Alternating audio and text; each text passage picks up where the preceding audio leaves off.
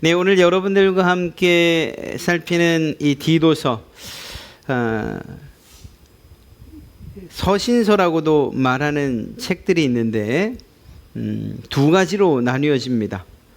그러니까 신약 성경을 나눌 때 마태, 마가, 누가, 요한은 복음서, 그래서 마태 복음, 누가 복음, 요한 복음이라고 말하죠. 예수님의 사역이 함께 기록되어 있는, 예수님이 살아계셨을 때 그게 이제 복음서이고, 사도행전은 좀 역사적인 어떤 사건들이 이렇게 이루어져 있다 해서 역사서로 그렇게 구분을 하기도 합니다. 나머지는 뭐냐? 대부분은 서신서라고 말합니다. 서신서. 그러니까 편지로 쓴 글들인 거죠. 서신서. 로마서, 그러면 로마 교회에 있는 성도들에게 쓴 편지. 그래서 로마서 이후에 나온 성경들의 지명이 성경 이름인 것은 그 지역에 있는 교회에게 보낸 편지들입니다. 예를 들어서 에베소서, 그러면 에베소 교회에 있는 성도들에게 보낸 편지. 그렇죠? 로마서, 그러면 로마 교회에 있는 성도들에게 보낸 편지. 이렇게 나뉘어요. 근데 또 한 부류의 서신서가 있는데 그것은 오늘같이 디도서라고 된, 혹은 또 디모데 전후서, 이렇게 이름으로 된 경우 있지 않습니까? 이런 경우는 수신자, 그러니까 디도라고 하는 한 사람에게 보낸 편지가 되는 겁니다. 디모데는 디모데에게 보낸 첫 번째 편지, 두 번째 편지, 이렇게 되는 거죠. 빌레몬, 역시 빌레몬이라고 하는 사람에게 보낸 것입니다. 그러니까 서신서는 대략 두 가지로 어떤 교회에 보낸 편지, 그리고 개인에게 보낸 편지로 나눠지는데, 오늘 여러분들과 함께 읽은 이 성경은 디도서입니다. 이 디도서는 또 특별히 목회서신이라고 이야기를 합니다. 디도가 목회하는 데 있어서 사도 바울이 스승으로서 도움을 주기 위해서 보낸 편지거든요. 야, 너 목회할 때에 너희 교회 성도들에게 이렇게 네가 가르치고 있는 너와 함께하는 공동체들 이렇게 권면하고 가르치면 좋겠다. 내보니 너는 이런 부분들이 약하고 또 이런 부분들은 잘하니까 이렇게 목회하면 잘할 수 있다. 이런 그런 목회서신이라고 말하죠. 또 목회서신이 있는데 디모데서도 같은 경우입니다. 디모데라고 하는 사랑하는 제자에게 편지 써서 네가 이렇게 목회하면 좋겠다.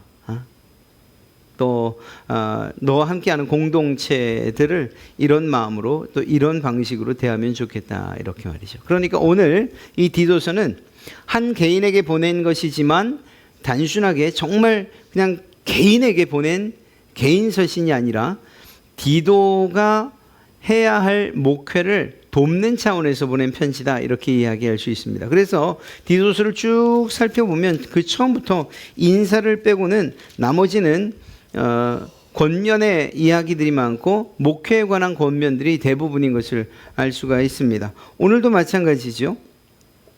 8절부터 우리가 11절까지 읽었는데, 여기 보면 사도 바울이 자신의 사랑하는 제자 디도에게 디도가 함께하는 공동체를 염두에 두고 세 가지를 권면하고 있는 것을 보게 됩니다. 물론 이 8절 이전에, 그러니까 1장부터 3장 7절까지 이미 여러 가지 이야기를 했습니다만 8절부터도 끊임없이 그를 사랑하는 마음으로, 그리고 디도가 속한 공동체, 디도가 정말 목회자로 있는 그 공동체가 하나님 안에서 잘 서기를 바라는 마음으로 권면하고 있는 것, 그 세 가지가 있는데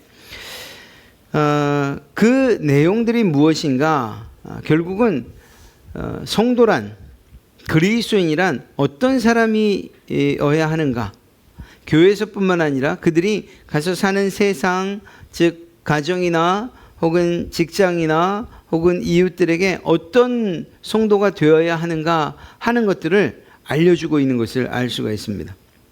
그러면서 그리스도를 따르는 사람들은 이웃과 더불어서 겸손하게 살아야 하고 또한 하나님께로부터 받은 은혜에 대한 감사를 하나님께만이 아니라 다른 사람들에게 베풀면서 그렇게 살아야 한다라는 것이죠. 그러면서도 동시에 주의해야 할 것들에 대해서는 아주 분명하고 날카롭게 이야기해 주는 것을 알 수가 있습니다. 그 세 가지 가운데 첫 번째가 무엇인가 하면 선한 일들을 하도록 너가 권면해라 라는 거예요.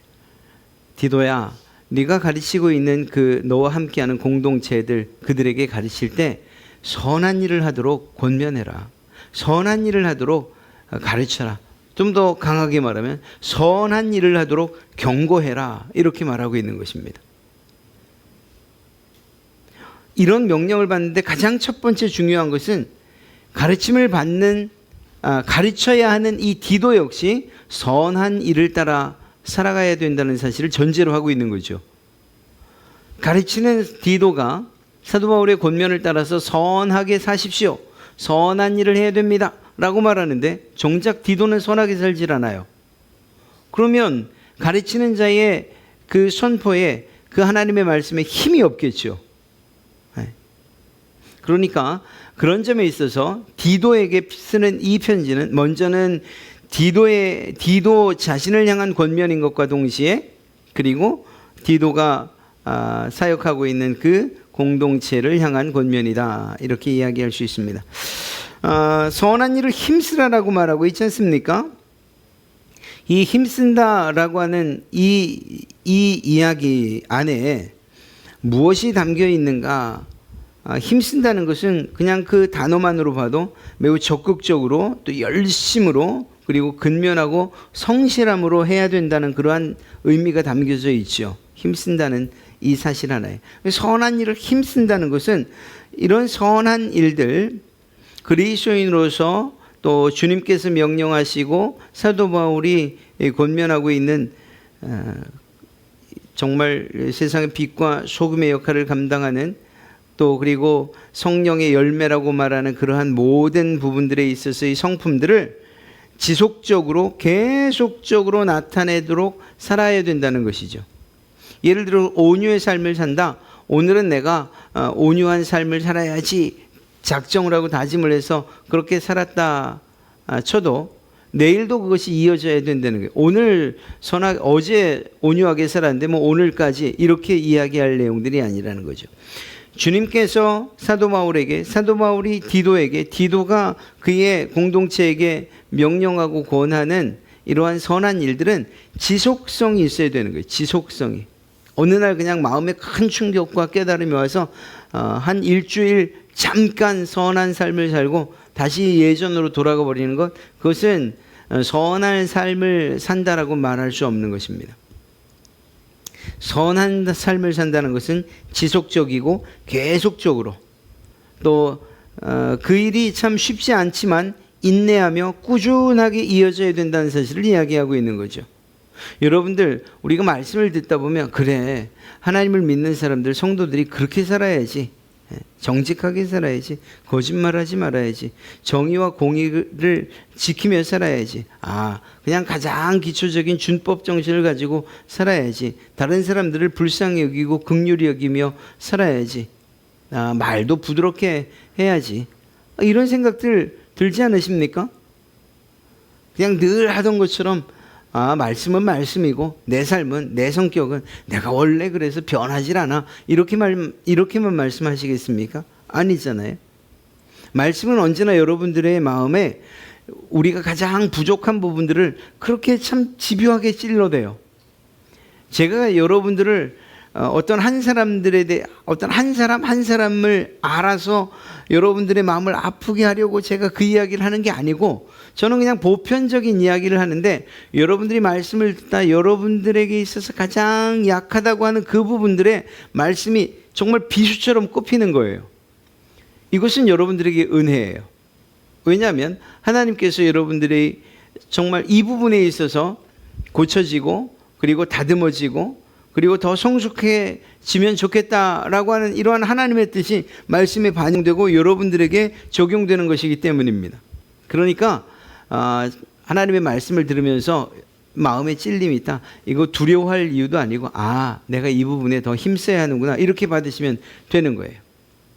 자, 이렇게 선한 일들에 대해서 여러분들의 마음에 찔림이 있다. 어떤 이야기를 할 때, 또 어떤 권면을 할 때, 설교를 통해서 말씀을 읽다가 마음에 이렇게 깨달아지는 것이 있다. 그러면 그냥 무시하고 지나가지 마시고 그것들이 끊임없이, 그리고 여러분들에게 때로는 손해가 난다 할지라도, 내가 이 일을 할 만한 상황이나 어려움이 있다 할지라도 계속해서 행해야 된다는 것입니다.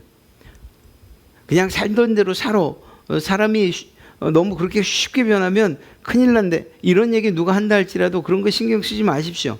혹시 여러분들이 어떤 위험이나 혹은 반대 혹은 손해를 보는 일이 있다 하더라도 성경이 말하고 있는, 그리고 설교되어진, 여러분들이 읽다가 성령님께서 주시는 그러한 감동으로 받은 선한 일들은 끝까지 행하셔야 됩니다. 그리고 그 기회들을 자꾸 놓쳐버리시면 그러한 감동조차도 사라진다는 것도 기억하시기 바랍니다. 이러한 감동이다 혹은 또 마음속에 이런 찔림이라고 하는 것은 정말 순간이에요. 그냥 눈 딱 감고 그냥 내 생각이지 하고 지나치면 아무런 느낌도 없고 그래 정말 내 생각이었지 하고 지나치는 일들이 얼마나 많은지 알 수 없어요. 그러나 이것들을 정말 말씀을 듣다가 또 말씀에 집중하다가 그러한 깨달음이 왔을 때에 그것이 무엇이든지 간에 이것이 하나님께서 내게 말씀하시는 것이구나, 하나님께서 내게 주시는 감동이구나, 성령님께서 내 삶에 개입을 하시는 것이구나 라는 이러한 생각이 불현듯 든다면, 그러면 그 시간과 그 타임을 놓치지 마십시오. 그 기회를 놓치지 마십시오. 그것이 악한 일을 하라고 하는 것이 아니고, 그리고 정말 죄를 짓는 것이 아니라면 오히려 적극적으로 그 일들을 하십시오. 시쳇말로 밑져야 본전 아니겠습니까? 선한 일을 하는 데야. 그러나 결코 그럴 리는 없습니다. 여러분들 안에 선한 일을 시작하신 분이 누구시냐? 바로 하나님 아니십니까? 예수 그리스도 아니십니까? 에베소서 2장 10절에 우리는 그가 만드신 바라 그리스도 예수 안에서 선한 일을 위하여 지으심을 받은 자니, 우리는 선한 일을 위하여 지음을 받은 사람들입니다. 이 일은 하나님이 전에 예비하사 우리로 그 가운데서 행하게 하려 하심이라. 누구의 뜻에 따라서? 하나님의 뜻에 따라서. 누구 안에서? 예수 그리스도 안에서 선한 일을 하도록 그러한 목적으로 말미암아 지어진 사람들, 바로 여러분들이라는 것입니다. 그러니까 주님께서 여러분들에게 혹은 말씀을 들을 때에, 읽을 때에, 또 찬송을 할 때에, 아니면 정말로 그냥 조용히 앉아 커피 한 잔을 하시다가도 마음속에서 죄가 아니고 악이 아닌 이상 여러분들이 선한 일을 하도록 여러분 안에서 일어나는 생각들이 있다면 주님께서 주시는 마음으로 마음에 받으셔도 아무 문제 없습니다. 그리고 그것들을 행하신다면 그것들이야말로 하나님께서 기뻐하실 일들이 될 것이라는 것이죠. 그리고 그러한 생각과 결정이 지어지면 그럼 오늘 말씀처럼 힘쓰십시오. 적극적으로 열심으로 근면하고 성실하게 그 모든 일들을 행하시기 바랍니다. 그런데 오늘 말씀을 읽다 보니까 선한 일을 하는데 좀 조심해서 해야 된다라고 이야기를 합니다. 아니, 선한 일을 무슨 조심해서 합니까? 열심히 하면 되는 것이지. 이것은 선한 일들을 하는 방식에 대해서, 또 그 선한 일을 하는 나의 태도에 대한 조심이라고 생각하면 옳을 것입니다. 선한 일들을 하는데 정말 아주 작은 일을 하는데 그것들을 큰 일처럼 부풀려서 자랑하고 입에 침이 튀도록 그렇게 이야기하면서 할 일은 아닌 거죠. 어쩌면 주님께서 말씀하셨던 것처럼 주님께서 하시면 충분합니다라는 마음으로 우리가 해야 되는 일들이 선한 일이라고 이야기할 수 있습니다. 선한 일도 상대방의 상황들을 살피면서 해야 되는 것이죠. 내가 선하고 다른 사람도 선하다고 말하니 그 선한 일의 수혜자들, 그들까지 살필 일이 뭐 있냐, 이렇게 말해서는 안 됩니다. 그분들에게도 인격이 있고 또한 자존심이라는 게 있잖아요. 그러니까 그런 일들을 할 때에도 정말 지혜롭게 할 수 있도록 생각해야 돼요. 주의 깊게 해야 되고, 그리고 그 일들을 할 땐 집중해야 될 필요성도 있어요. 다른 사람들의 도움을 받아야 할 때도 있어요. 선한 일을 하는데 다른 사람들의 도움을 받는다? 그럴 필요도 있는 거죠. 상황과 또 이런 그 어떤 환경이 안 되면 다른 방식을 통해서도 우리의 선한 일들을 나타낼 수 있어요. 어제였죠. 어제 우리 전도사님이 동사무소에 대신 갔다 왔습니다. 저보고 오라 그러는데 제가 일이 있어서 그 미라심장 재단에 그 출국하는 수술받은 분들 그 이렇게 배웅하는 일들이 있어서 다녀오는 그 사이에 오라 그래서 무슨 일인가 하면 우리 구제위원장께도 말씀드렸던 건데 저희가 3월, 6월, 9월에 어르신 식사 봉사를 하잖아요. 이제 9월쯤에는 저희가 식사를 시작하면서 다시 한번 시작해야 되지 않을까라는 생각은 품고 있습니다만 어찌되었거나 우리가 준비 안 됐으니까 선한 일, 계획된 선한 일이지만 우리가 준비 안 됐으니까 할 수 없지 라고 말을 할 수는 없지 않습니까? 그래서 그런 고민을 좀 이야기하던 차에 한 가지 제안을 해 주셨어요. 그러니까 삼계탕을 제품으로 좀 구입하면 어떠냐. 그래서 제품으로 해서 나눠드리는 거를 동사무소에서 하겠다고. 그러면 우리가 그 일에 동참하겠다 해서 120봉을 준비를 해서 어제 전달하고 저도 마찬가지지만 우리 전도사님도 사진 찍는 거 별로 안 좋아하거든요. 근데 제가 좀 찍어 오라 그랬어요. 그래서 우리 주보에다가 내자. 우리 그래도 우리가 뭘 이거 하나 했다고 막 어깨가 으쓱해지고 막 뽕 들어가고 그러는 건 아니지만 그래도 뭘 했는지는 알아야 되지 않냐. 막 그런 의미에서 사진 한 장 좀 남겨달라고 했는데 하여간 이번 주일날 보시게 될 거예요. 그렇죠. 환경과 상황이 안 되면 또 다른 방법들을 고민하고 또 그 일에 집중하면 다른 해결책이 나오는 거예요. 여러분들이 개인적으로 누군가에 대해서 혹은 또 어떤 일에 대해서 선한 일을 할 때에도 주의 깊게 그리고 조심해서 생각하며 하시면 선한 일은 선한 일대로 하나님이 인정하실 뿐만 아니라 그 일을 맡는 사람들, 그 선한 일의 수혜자들도 오히려 좋은 일들을 당하면서 받으면서 상처 입는 일들은 없을 거라는 거죠. 네. 내가 착한 일하고 선한 일하니까 라는 마음만을 가지고서 모든 일들이 다 원만하게 해결되는 건 아니에요. 상대방을 언제나 생각할 수 있어야 되는 거죠. 그럼요. 이러한 일들을 이야기합니다. 그러면서 동시에 사도 바울은 디도라고 하는 지도자에게 특별히 권면 한 가지를 더합니다. 그것이 무엇인가 하면 이런 선한 일을 너희 공동체원들이 너희 성도들이 잘 할 수 있도록 힘쓰도록 굳세게 말해야 된다. 그러니까 강권하라는 이야기예요. 디도라고 하는 그 사역자가 이런 것까지 이야기 됩니까? 알아서 하는 거지. 아니 그리고 선한 일을 할 땐 그 당사자가 손해를 봐야 되는 것 아는데 굳이 얘기해야 됩니까? 아니 상황도 있고 처지도 있는데 선한 일을 하라고 그렇게 이야기해야 됩니까?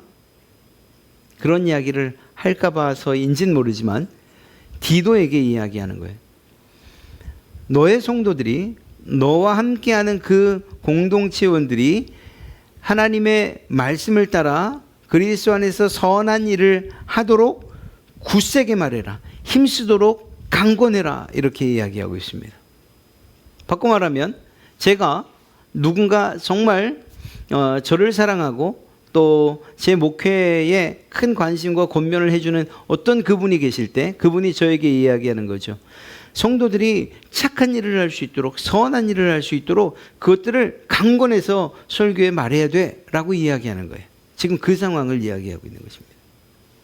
이걸 역으로 생각하면 여러분들 입장에서 성도들의 삶이 이러이러해야 됩니다. 선하게 살아야 됩니다. 착하게 살아야 됩니다.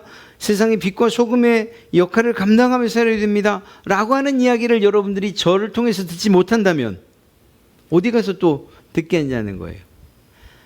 또 다른 측면에서는 이렇게 선한 일을 할 때에 결국 그 복은, 그 일을 한 하나님께서 주시는 복은 누가 받느냐? 결국 그분들이 여러분들이 받는 거죠. 여러분들에게 선한 일을 제가 권면하고 여러분들이 그 말에 순종해서 또 정말 말씀을 통해서 그리고 설교를 통해서 성령님께서 주시는 그러한 감동을 가지고서 여러분들이 선하고 착한 일을 하고 그리고 하나님께서 기뻐하시는 일을 했다고 한다면, 그러면 그 행동으로 인한, 그 선한 일로 인한 복은 누가 받냐고요? 제가 받냐고요? 그러면 더 말해야죠, 제가. 그게 아니고 여러분들이 받는 거지 않습니까? 저희가 게스트하우스를 할 때에 제가 참 다른 곳에 가서 다른 친구들한테 이야기할 때에 이걸 정말로 강조해요. 우리 교회에 작은 게스트하우스가 있다. 정말 뭐 그렇게 자랑할 만한 건 아니지만 그래도 선교사님들이 이용해 주시니까 너무 고맙다. 그런데 나는 그렇게 생각한다. 친구들과 이야기하는 거예요. 그곳에 선교사님들이 오시면 그러면 교회가 복받지 않을까? 복 받는다고 말해요. 아니 그러면 그 교회가 복 받는다고 하는 거는 다시 말하면 성도들이 복 받는 일 아니겠는가? 당연한 일이죠. 그렇게 볼 수 있는 거예요. 그럼요. 목사가 성도들이 복을 받고 성도들이 잘 되고 또 성도들이 모든 면에 있어서 행복하다고 하면 그것만큼 기분 좋고 또 저 역시 행복한 일이 어디 있겠어요? 정말입니다. 이건 어느 목사나 다 마찬가지예요. 자기와 함께 생활하는 성도들이 잘 된다고 하는 이야기 들으면 그것만큼 행복한 게 없죠. 그런 면에서 디도는 사도 바울의 권면을 지금 듣고 있는 것이고 사도 바울은 그런 마음으로 디도를 권하고 있는 거예요. 비록 제가 디도는 아니지만 사도 바울의 권면이 저에게도 동일하게 적용되어서 여러분들에게 선한 일을 하십시오. 하나님께서 기뻐하시는 착한 일을 하십시오. 그것이 우리의 삶에 그리고 우리가 하나님께서 우리를 만드시고 택하신 목적입니다 라고 말하는 것, 그것은 결국은 여러분들이 잘 되고 여러분들이 하나님 안에서 진정한 복을 받기 위해서 필요한 일들이기 때문에 말씀드리라는 것입니다. 그렇습니다. 그렇게 선한 일을 통해서 여러분들이 그리스도 안에서 구원받았다는 사실을 증명해내십시오. 변하셔야 돼요. 말투 변하셔야 돼요. 난 원래 그래. 아니 원래 그런 게 어디 있습니까? 변해야죠. 변해야 돼요. 내가 원래 툭툭 쏘면서 하는 게 매력이야. 그건 매력 아닙니다. 다른 사람들은 들을 때 상처 입을지 몰라요. 말끝이 이렇게 올라가십니까? 그랬어? 이러면 좀 내리는 연습을 하세요. 말투도 바뀌기 따라서는 듣는 사람들이 전혀 다르게 느낄 수 있지 않습니까? 그냥 내 주장만 하지 마시고 상대방의 의견을 묻는 것처럼 그렇게도 한번 이야기해 보세요. 그러면 어떻게 했어요? 어떻게 했어? 이렇게 말이에요. 하나하나 변하는 것들은 결국은 주님께서 우리에게 요구하시는 바이고 그렇게 변하지 않는다는 사실은 우리 가운데에 주시는 음성에 대한 또는 하나님의 명령에 대한 거부를 우리가 알게 모르게 하고 있다라는 것을 이야기하는 거예요. 그래서는 안 됩니다. 여러분들이 선한 일들과 여러분들의 삶에 그러한 착한 일들을 통해서 여러분이 구원받은 사람들이라는 것을 증명해 내십시오. 야고보 사도가 늘 이야기하는 것, 사실은 사도 바울도 그것을 매우 강조하고 있습니다. 두 번째 이야기하는 것은 어리석은 변론과 거짓 믿음을 피해야 한다라는 거예요. 이건 교회에 유익이 안 된다는 거죠. 버클레이라고 하는 신학자의 이야기를 제가 한번 읽어드리는 것으로서 마칠게요. 그는 이렇게 말합니다. 종교적인 문제들에 대해서 논의한다고 해서 스스로를 경건하다고 생각하는 것은 위험하다. 모이면 막 신학적인 이야기하고 막 경건한 이야기하는, 그렇다고 해서 경건해진다는 것은 아닌 거예요. 단지 논쟁을 위해서 논쟁하는 일종의 토론 자체를 좋아하는 그런 사람들이 있는데, 신학에 대해서도 마찬가지로 이런 신학적 질문들을 가지고 몇 시간 동안 논쟁하는 것을 즐기는 사람들이 있다는 거죠. 있어요, 정말로. 그런데 실제로 이런 신학적인 논의는 가정과 가족들에게 친절하고 사려 깊고 도움이 되는 것, 또 어떤 일을 효율적이고 근면하고 정직하게 하는 것보다 훨씬 더 쉽다는 거죠. 그냥 앉아서 한 서너 시간씩 신학적인 토론을 하고 논쟁을 하는 것, 이게 훨씬 쉽다는 거예요. 무엇보다 집에 가서 가족들에게, 가정에게 친절하게 말하고 사려 깊고 도움이 되게 하는 일들, 또 어떤 일들을 효율적이고 근면하고 정직하게 하는 것보다 훨씬 쉬워요, 말로 하는 게. 그런데 이런 그리스도인으로서 마땅히 해야 할 이런 간단한 일들은 하지 않으면서도, 앞서 가정이나 이웃들 혹은 어떤 상황들에 대해서 이런 일들은 하지 않으면서 깊은 신학적 질문들을 논의하며 몇 시간씩 앉아있는 이것은 전혀 미덕이 되지 않는다. 덕이 되지 않는다는 거예요. 이런 논의는 순전히 그리스도인의 의무들을 오히려 회피하는 것이라는 거죠. 사도 바울은 그리스도인의 진정한 삶은 그의 행동에 있다라는 사실을 분명히 말하고 있습니다. 말에 있지 않고 행동에 있다. 이 말은 신학적 논의가 필요 없다는 말이 아니에요. 중요한 논의가 필요할 때가 있지요. 그러나 이러한 논의가 행함으로 이어지지 않는다면, 그러면 그것은 매우 큰 시간 낭비다라는 것입니다. 이렇게 이야기하고 있어요. 말씀을 들을 때도 마찬가지예요. 말씀을 듣는 것, 또 여러분들이 이야기하는 것, 이것만으로 우리가 변했다, 또 혹은 하나님께서 우리의 삶에 대해서 인정하실 것이다, 이렇게 말해서는 안 된다는 것입니다. 여러분들끼리 어떤 논쟁을 하는 것도 중요하고 변론도 중요한데, 그런데 이것만을 가지고서는 교회의 덕이 되지 않는다는 거죠. 그때 논의된 것을 삶으로, 행동으로 표현하고 또 살아내야 된다는 것입니다. 이런 것이 더 중요하다. 사도 바울은 이렇게 이야기하고 있는 것입니다. 족보 이야기도 마찬가지입니다. 가문의 뿌리나 유산에 대해서 말하는 거 참 좋아하는 분들 계시죠. 아니 그러니까 우리가 지금 4대째라니까, 아니 3대, 그 집안에 목사가 몇 명이고 뭐 장로가 몇 명이고, 이게 도대체 무슨 의미가 있을까요? 여러분 생각해 보셨어요? 저희 할아버지가 장로고 저희 아버지가 목사인 게 저랑 무슨 상관이 있어요? 정작 우리 아이들에 대해서는 사실은 제가 그 어떤 면에 있어서도 책임을 지질 못하는데요. 기도할 뿐인데요. 무슨 말인가 하면, 우리가 가지고 있는 가문의 뿌리, 유산, 신앙, 전통, 이런 것들에 심취해서 그것들이 그 어떤 사람의 자랑이 되어진다면 그 말하는 시간은 낭비된다라고 봐도 틀리지 않는다는 것입니다. 지나간 시간들이 중요한 것이 아니에요. 물론 그분들이 있었기 때문에 제가 있는 것이고, 그분들의 기도가 있었기 때문에 제가 좀 더 수월하게 목회를 하는 것, 그건 인정해요. 그러나 그것들이 단순하게 내 자랑의 전부가 될 수는 없다는 것입니다.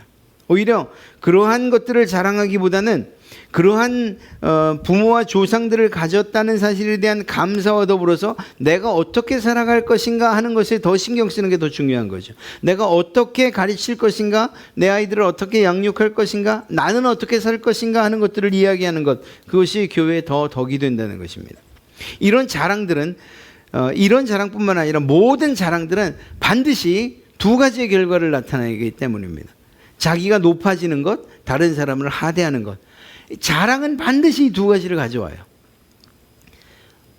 그 사람이 원하든 원치 않든. 제가 여러분들에게 어떤 일들을 막 침을 튀어가면서 자랑을 하지 않습니까? 그러면 저도 모르게 저는 점점 높아져 가고, 그리고 그 말 가운데는, 그리고 제가 이야기하는 그 이야기의 깊은 곳에는 그 이야기를 듣는 사람들을 하대한다니까요. 낮게 본다니까요. 무시한다니까요. 자랑은 결코 좋은 게, 아무리 좋은 가문의 신앙의 뿌리와 유산이 있다 할지라도 그것들이 내 자랑이 되는 순간 나는 높아지고 그 말을 듣는 상대방들은 낮아지는 거예요. 이것만큼 교회에 분열을 가져오는 일이 어디 있겠습니까? 이런 쓸데없는 변론은 하지 말라는 거예요. 하나님이 이런 것들을 결코 특별하게 보지 않으십니다. 지금 내가 어떻게 신앙하는가 하는 것이 더 중요하죠. 사도 바울은 지금 디도에게 그런 쓸데없는 이야기들을 가지고서 교회 분란을 일으키도록 하지 말라는 거예요. 그런 이야기들, 그것들에 대해서 분명하게 단호하게 이야기하라는 것이요. 어리석은 변론과 족보의 이야기와 분쟁과 율법에 대한 다툼은 피하라, 피하도록 가르쳐라 라고 이야기하고 있는 것이죠. 여긴 정치 얘기도 포함됩니다. 교회 안에서 정치 얘기는 하등 도움이 되질 않아요. 다 정치적 성향을 가지고 있잖아요, 저도. 그런데 그것들이 그냥 선한 마음에 시작되는 순간 적어도 우리 대한민국 안에서는 싸움이 돼요. 그러니까 교회 내에서는 정치 얘기는 하지 마십시오. 사는 이야기, 내가 얼마만큼 가졌다, 재산 이야기도 하지 마십시오. 누군가와 경쟁이 되고 그리고 우열이 가려지는 이런 얘기, 아이들이 뭐 어떤 대학을 갔느니 뭐 어떤 취직을 했느니 다른 사람 이야기를 여러분들이 하는 거면 괜찮아요. 내 입으로 내 아이가 잘 됐다는 이야기는 하지 마십시오. 여러분들은 그냥 너무 감사한 마음에 하는지 몰라도 그래도 듣는 사람 입장에서는 한없이 낮아질 수 있는 이야기이기 때문이에요. 어떤 이야기든지 간에 쓸데없는 이야기가 되어서 그것이 교회 분쟁이나 혹은 담을 쌓는 이야기라면 하지 않는 것이 유익하고 그것들은 피하라 이렇게 이야기하고 있습니다. 한 가지 더 피해야 될 것이 바로 이단에 관한 이야기입니다. 이단이라는 의미는 시작은 같아요. 그런데 끝은 다르다는 것. 그것이 이단이라는 뜻이 바로 그 끝단자잖아요. 끝이 다른 것. 시작은 같이 시작하는지 모르겠어요. 그러나 끝은 달라요. 그 결과도 다르죠. 헬라어로 또 이단의 의미는 스스로 취하다, 스스로 택하다는 의미가 있어요.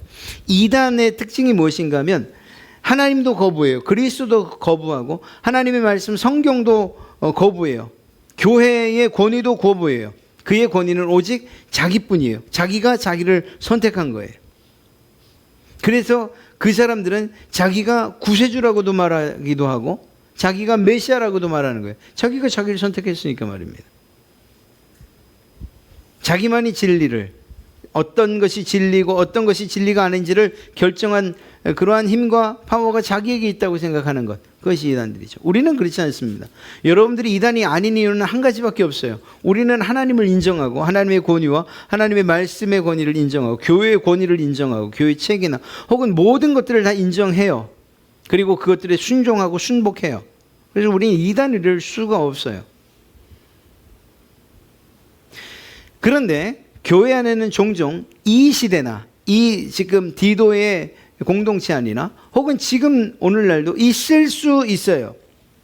그런데 여기에서 지금 이 디도를 통해서 하는 두 가지 원칙은 우리가 꼭 기억해야 됩니다. 첫째로 그리스도를 위해서 그들을 찾아가려는 노력이 있어야 되는 거예요. 무작위로 혹은 또 짐짓 어떤 판단에 의해서든지 그가 이단이다라는 이러한 이유만으로 꾸짖거나 거부하거나 아무 권면 없이 추방하는 일들은 안 된다는 거예요. 사도 바울이 그렇게 말하고 있어요. 최소한의 기회가 제공되어야 된다는 거죠. 그러나 그럼에도 불구하고 두어 차례의 강한 권면이 필요하고 그럼에도 불구하고 회개하지도 않고 말씀의 진리로 돌아오지도 않고 하나님의 권위를 인정하지도 않고 여전히 그 잘못된 주장을 하고 있다면, 그렇다면 그때에는 그를 거부해야 된다, 즉 출교시켜야 된다라고 이야기해요. 그건 교회를 세우기 위한 것입니다. 1차적인 것은 그가 하나님의 올바른 말씀 안으로 들어올 수 있도록 권해야 된다는 거예요. 참 쉽지는 않은 일이에요. 그러나 이런 부분에 있어서 가장 첫 번째 판단은 제가 하게 될 것이고 또 당회가 있고 그리고 여러분들이 직접 이런 일들을 할 일은 없어요. 거반 아마 없을 겁니다. 주의하는 일들은 필요하죠. 주의하는 일들은. 그러나 이런 권위를 가지고서 교회를 지키는 일들에 대해서는 또 그 일들을 책임 맡은 자들에게 맡겨주시고 또 그들이 잘 판단하고 잘 결정할 수 있도록 기도해 주시는 이러한 일들은 필요할 것입니다. 자, 오늘 말씀들을 정리한다면 디도를 통해서 사도 바울은 이런 성도들이 되기를 원하고 있어요. 선한 일을, 힘써 선한 일을 하는, 그리고 쓸데없는 분쟁을 가지고서 교회를 나누게 하지 않는 이런 교회가 되기를, 그리고 이단의 그러한 침투로부터 교회를 보호하는 그러한 지도자가 되며 또 그러한 성도들이 되기를 원하고 있죠. 사실 이것은 디도의 공동체만이 아니라 오늘 우리 갈릴리 교회도 매우 필요하고 모든 교회에 다 필요한 일들이고 또한 권면입니다. 이러한 권면들이 여러분들 마음 가운데 잘 새겨져서 교회를 세우는 데 있어서 큰 역할들을 감당내시는 그런 우리 갈릴리 교회가 되었으면 하는 이러한 마음으로 이 말씀 드렸습니다. 오늘도 드린 말씀들이 여러분의 마음 가운데에서 정말 잘 자리 잡고, 그리고 이 주신 권면에 따라서 성실하고, 그러면서도 또 선하고 착하게, 그리고 때론 단호하게, 그리고 온유하고 그리스도의 성령의 그러한 성품을 따라서 교회가 하나 되게 하는 이러한 역할들을 잘 감당하시는 그러한 여러분 되시기를 주님의 이름으로 축복합니다.